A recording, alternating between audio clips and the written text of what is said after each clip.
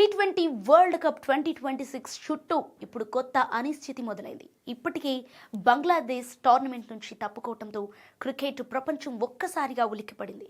ఇప్పుడు అదే బాటలో పాకిస్తాన్ కూడా టీ20 వరల్డ్ కప్ ఆడకపోవచ్చన్న చర్చ మొదలవటం సంచలనంగా మారింది. బంగ్లాదేశ్లో చాలా రోజులుగా హిందువుల హత్యలు పెరుగుతున్నాయి. అక్కడి ప్రభుత్వం ఈ ఘటనపై ఎలాంటి చర్యలు తీసుకోవటం లేదు. దీంతో భారత్లో ఉన్న హిందూ సమాజం ఆ దేశం తీరుపై ఆగ్రహం వ్యక్తం చేస్తోంది. ఈ నేపథ్యంలో భద్రతా కారణాలు చూపుతూ భారత్కు రావడానికి బంగ్లాదేశ్ నిరాకరించింది. దాంతో ఐసీసీ అధికారికంగా బంగ్లాదేశ్ను టోర్నమెంట్ నుంచి తప్పించి దాని స్థానంలో స్కాట్లాండ్ను చేర్చింది.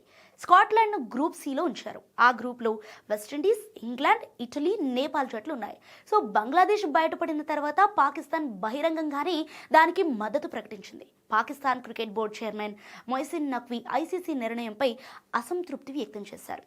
ఇదే సందర్భంలో ఆయన చేసిన మరో వ్యాఖ్య ఇప్పుడు పెద్ద చర్చకు దారితీసింది. పాకిస్తాన్ కూడా టీ20 వరల్డ్ కప్లో ఆడాలా వద్దా అన్నది ఇంకా తేలలేదని, ఈ నిర్ణయాన్ని ప్రభుత్వానికి వదిలేస్తున్నట్లు సంకేతాలు ఇచ్చారు. అయితే వరల్డ్ కప్లో పాకిస్తాన్ ఆడాలా వద్దా అన్నది మా ప్రభుత్వమే నిర్ణయిస్తుంది, ఐసీసీ కాదు. ఈ విషయంలో మేము మా ప్రభుత్వ సూచనలకే కట్టుబడి ఉంటామని చెప్పారు. ఈ మాటలతో పాకిస్తాన్ వరల్డ్ కప్లో పాల్గొనడం ఇంకా అనిశ్చితిలోనే ఉందని స్పష్టమైంది. ఒకవేళ పాకిస్తాన్ నిజంగానే టోర్నమెంట్ నుంచి తప్పుకుంటే అప్పుడు మరో జట్టుకు అవకాశం దక్కనుంది. అలా జరిగితే యుగాండా జట్టుకు ఈ అవకాశం రానుందని క్రికెట్ వర్గాల్లో చర్చ జరుగుతోంది. యుగాండాను గ్రూప్ ఏలో భారత్, నమీబియా, నెదర్లాండ్స్, అమెరికాతో కలిసి ఉంచే అవకాశం అయితే ఉంది.